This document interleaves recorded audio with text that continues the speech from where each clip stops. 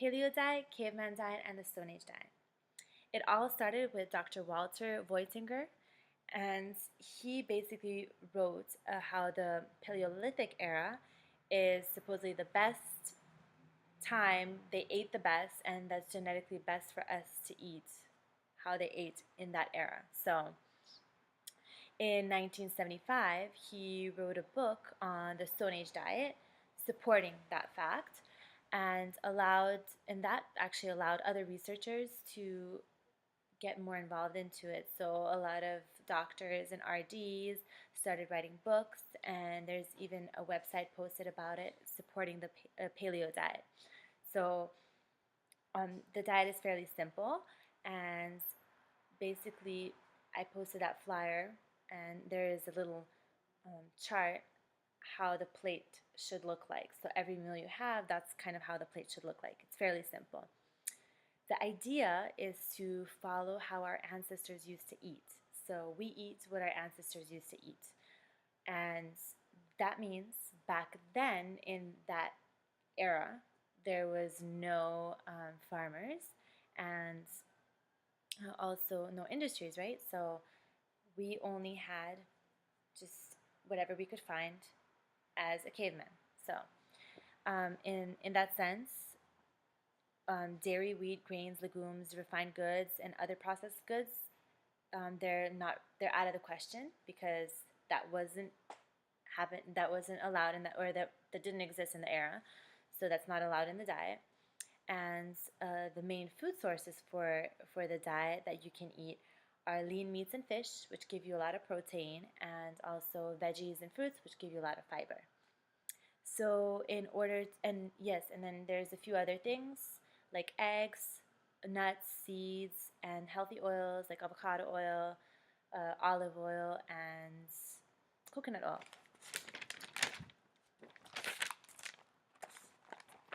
So why they say it will work.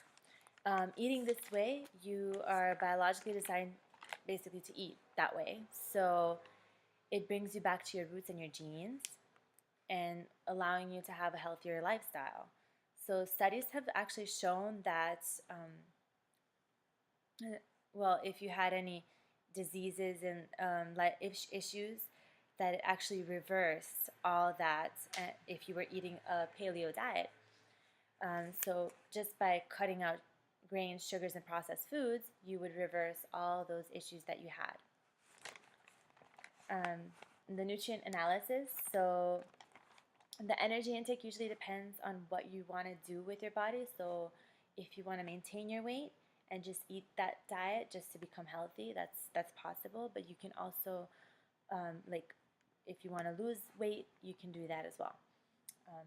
I actually did, instead of doing a 2,000 calorie per day, I did 1,752. And what I looked at, so for the carbs, for example, the recommended intake is 130 grams per day.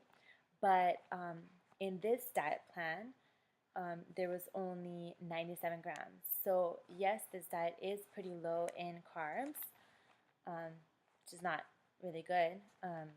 And then the recommended fat intake is about 20 to 30% of calorie intake, but the total fat in this meal plan, because of course the high protein and the saturated fats in the meat, it was 78 grams, which is about 40% of the calorie intake, which exceeds the daily needs.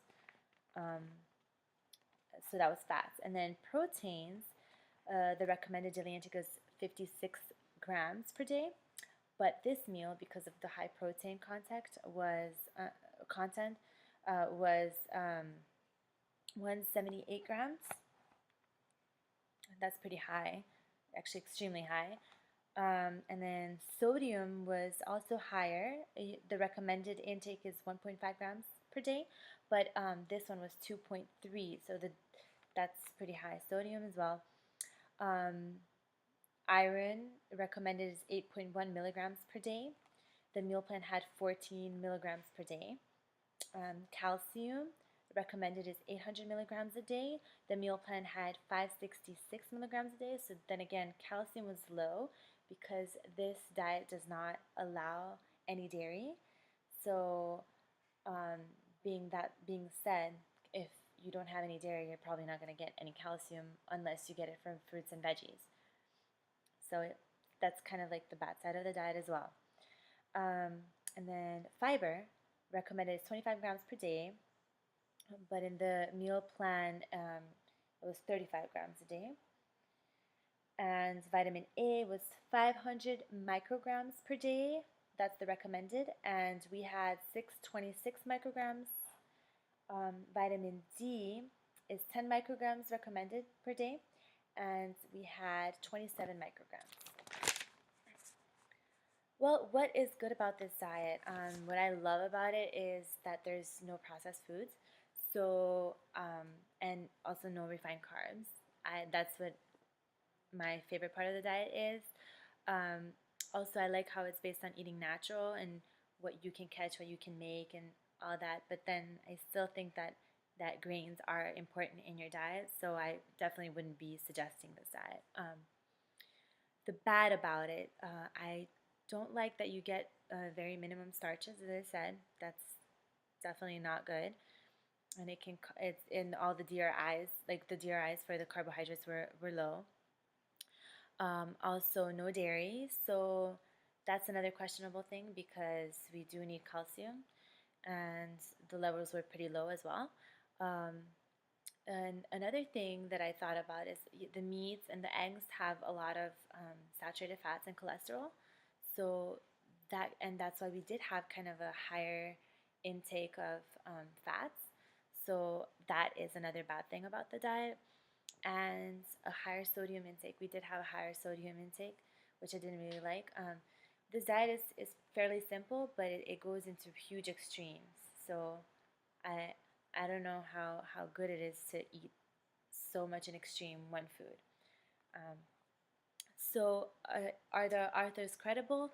Well, I started off researching with Dr. Walter, and then I looked into other nutritionists, which is RDs, and I looked into other doctors that had their own stories, and some were kind of against it, some were for it, and I took both of those opinions in and wrote this. So um, the ones that I've used and that did like that use this diet and are for this diet, they actually practice the diet as well, and they don't necessarily sell anything because this diet you do on your own, so you don't actually have to buy anything from them.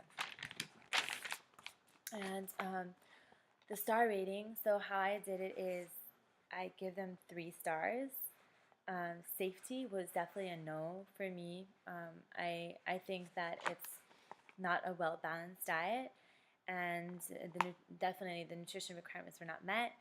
Um, so the dairy was too low, and the carbohydrate intake was too low, and there was too much fats. So yes, and I think that if you are doing such an extreme diet like that, you should at least count your calories. But for this diet, they don't require any kind of calorie counting. And I think that you can actually undereat with this diet, especially if you eat a lot of veggies. You don't; they're very small in calories, so you can actually be going under your intake, your necessary intake. So that's not good. And then that was that was the first, the safety star, right? I did give the 3 stars to the other 3. So um, the lifestyle change. You don't really need any packaged products, I guess, to buy or anything like that. And physical activity. Well, some sources were saying you shouldn't really exercise, but some sources were like you should.